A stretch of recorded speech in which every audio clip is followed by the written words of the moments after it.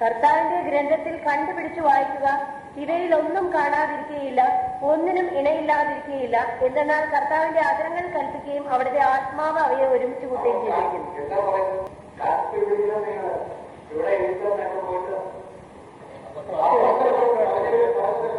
ഇതെല്ലാം ശരിയാണോ വായിക്കും, ഇതെല്ലാം ശരിയാണോ ഇത് വീട്ടിൽ പോയി ഇവിടെ കേൾക്കാൻ വന്നിരിക്കുന്നത് എല്ലാം നല്ലത് നല്ല കുട്ടികളെല്ലാം തമ്മിൽ വലിയൊരു ദേഷ്യമാണ്. നിങ്ങൾക്കെല്ലാം നല്ല വിജയം ഈ സ്ഥലത്തെ യഹൂദർ തെസ്സലോനിക്കയിലുള്ളവരെക്കാൾ മാന്യന്മാരായിരുന്നു. അവർ അതീവ താല്പര്യത്തോടെ വചനം സ്വീകരിച്ചു. അവർ പറഞ്ഞത് സത്യമാണെന്ന് അറിയുവാൻ വിശുദ്ധ ഗ്രന്ഥങ്ങൾ അനുദിനം പരിശോധിക്കുകയും ചെയ്തു.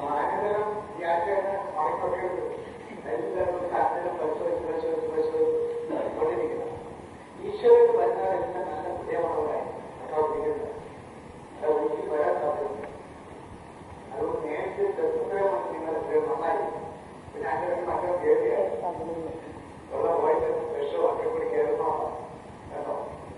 അതുകൊണ്ട് കർത്താവിന്റെ ആഗ്രഹം കേൾക്കാനൊക്കെ വന്നിരിക്കുന്നവരെല്ലാം നല്ലവരായി അതിനാണ് ഓരോരുത്തരും തോന്നുന്നത് നിങ്ങൾ ശുദ്ധീകരിക്കുന്നത്. അതിനാണ് ശുദ്ധീകരിക്കുന്നത്. അത് വളരെ പറഞ്ഞതില്ലേ കാരണം അപ്പുറത്തെ മുപ്പത്തോണ്ട് നിങ്ങൾക്ക്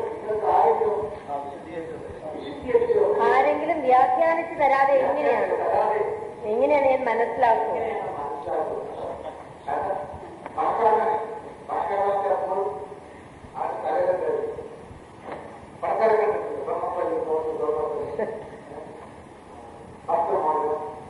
പിന്നെ എത്ര കാലമാണ് അതെല്ലാം പക്ഷെ അവനെന്തായി കൂടുതൽ ഒന്നുണ്ടായി ഞാനൊന്നുണ്ടായി. അപ്പോൾ അങ്ങനെയുള്ള അവസ്ഥയില്ല.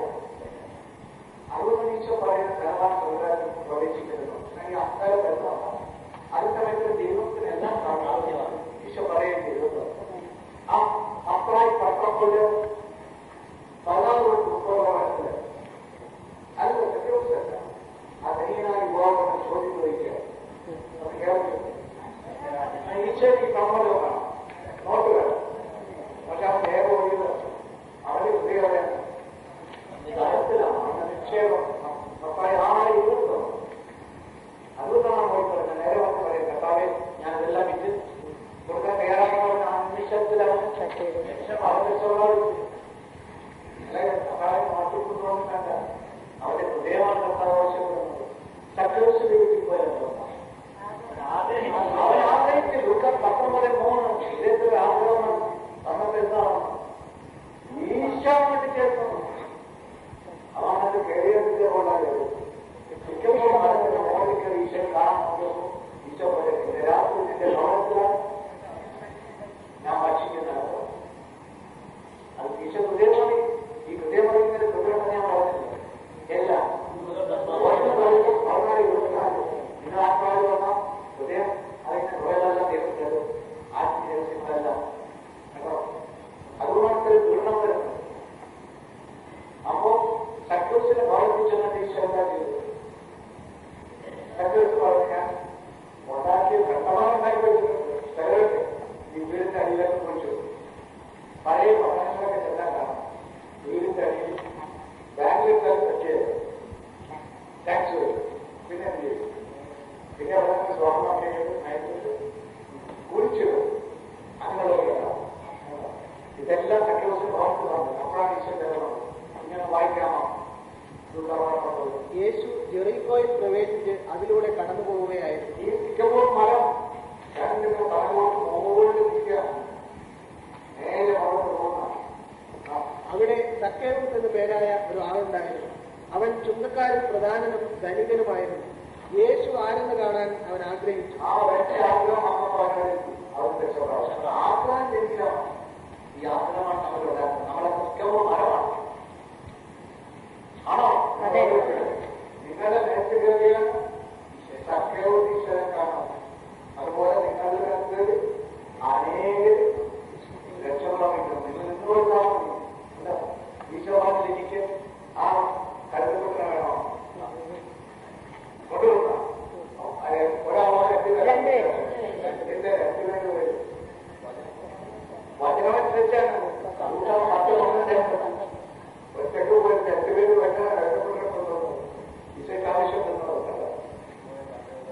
ഒറ്റയ്ക്ക് മറ്റവൻ കൊണ്ടുപോകും. അത് കാറ്റുകൾ കൊണ്ടുപോകും, അല്ലെങ്കിൽ ഒന്ന് പുറത്ത് കാറ്റേക്ക് കൊണ്ടുപോകും. അതൊന്ന് തിന്നോളാം, ആരെ പിടിക്കുന്നത് അതൊന്നും മറ്റൊരു പോകും. ചിലപ്പോൾ പലപ്പോഴും നടക്കുന്നത് അവിടെ ആത്മാവ് ഒരാൾ നല്ല ശക്തികൾ മറ്റേ ഭൂമിയിലെങ്കിലും രണ്ടുപേരും കൊണ്ട് അതിന്റെ ഒരുപോലെ പോകണം. ഏകമാണ് മാർക്കോസ് 2 1-12 കാലത്ത് 4 പേര് കൂടിയാണ് തളർവാതെ രോഗികൾ. ആ 4 പേരുടെ വിശ്വാസം മുമ്പിലെ കാണാൻ പോയിട്ട് അവരെ ചെയ്ത് മേൽപ്പുഴ കയറി പൊളിക്കുന്ന ഒരുപോലെ പൊളിച്ച് അത് ഒരുപോലെയാണ് ഇറക്കിയത്. ഒരാളും കാറ്റ് വെച്ചവരാണ്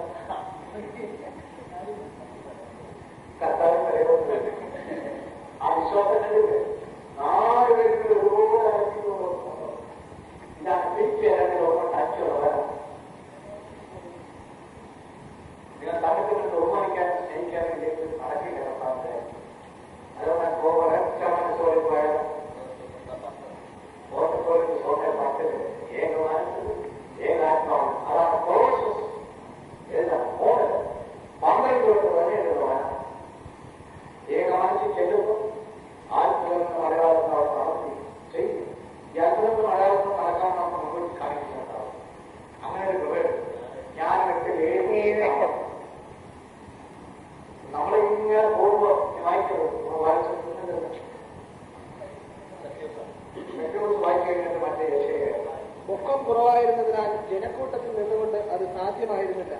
യേശുവിനെ കാണാൻ വേണ്ടി അവൻ മുമ്പേ ഓടി ഒരു സിക്കമോർ മരത്തിൽ കയറിയിരുന്നു. യേശു അതിലെയാണ് കടന്നു പോകേണ്ടിയിരുന്നത്.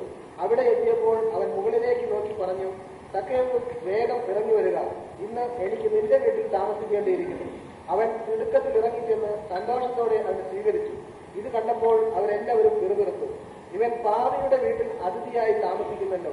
സക്കേവ് എഴുന്നേറ്റ് പറഞ്ഞു, സന്തോഷത്തോടെ അവനെ സ്വീകരിച്ചു. സന്തോഷത്തോടെ ആരാണ്ട് പറഞ്ഞിട്ട് പോകും. ഇതുകൊണ്ടാണ് 2 കുറിച്ച് സ്വപ്നത്തില് 6 തൊട്ട് 8 വരെ വായിക്കുന്നത്. ആരെങ്കിലും സത്യമിതാണ്, സത്യം ഇതാണ്. അല്പം വിതയ്ക്കുന്നവൻ അല്പം മാത്രം കൊയ്യും, അല്പം വരുന്നവൻ അല്പം മാത്രം കൊയ്യും. ധാരാളം വിതയ്ക്കുന്നവൻ ധാരാളം ധാരാളം വരുന്നവൻ ധാരാളം കൊയ്യും. ഓരോരുത്തരും സ്വന്തം തീരുമാനമനുസരിച്ച് വേണം പ്രവർത്തിക്കുക. വൈമനസ്യത്തോടെയോ നിർബന്ധത്തിന് കീഴ്വഴങ്ങിയോ ആകരുത്. വൈമനസ്യത്തോടെ നിർബന്ധത്തിന് കീഴ്വഴങ്ങിയോ ആകരുത്. സന്തോഷപൂർവ്വം നൽകുന്നവനെയാണ് ദൈവം സ്നേഹിക്കുന്നത്. സന്തോഷപൂർവ്വം നൽകുന്നതാണ് ദൈവം സ്നേഹിക്കുന്നത്. നിങ്ങൾക്ക് ആവശ്യമുള്ളതെല്ലാം സദാ സമൃദ്ധമായി ഉണ്ടാകാനും സൽകൃത്യങ്ങൾ ധാരാളമായി ചെയ്യാനും വേണ്ട എല്ലാ അനുഗ്രഹങ്ങളും സമൃദ്ധമായി നൽകാൻ കഴിവിച്ചവനാണ് ദൈവം. അവന് സന്തോഷം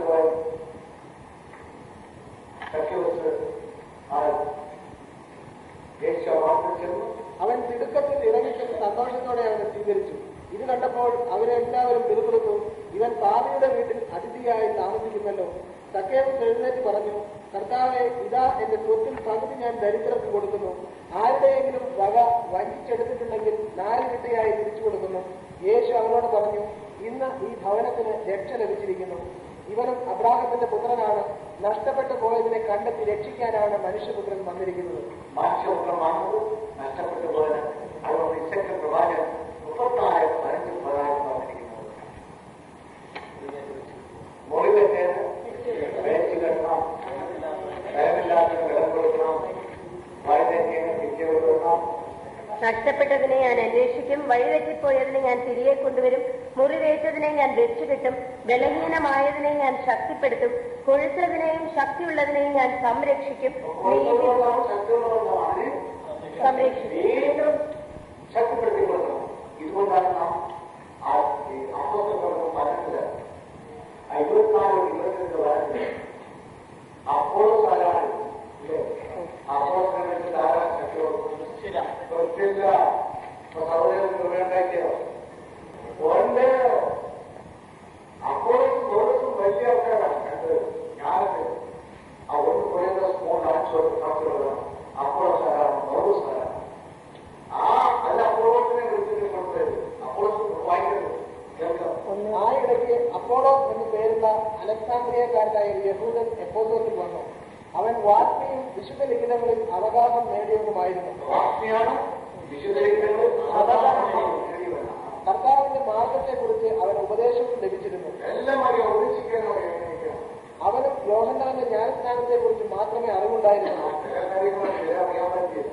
എങ്കിലും യേശുവിനെ കുറിച്ചുള്ള കാര്യങ്ങൾ ആത്മാവിൽ ഉണർവോടെ തെറ്റുകൂടാതെ പഠിപ്പിക്കുകയും പ്രസംഗിക്കുകയും അവൻ സിനഗോഗിലും ധൈര്യപൂർവ്വം പ്രസംഗിക്കാൻ തുടങ്ങി.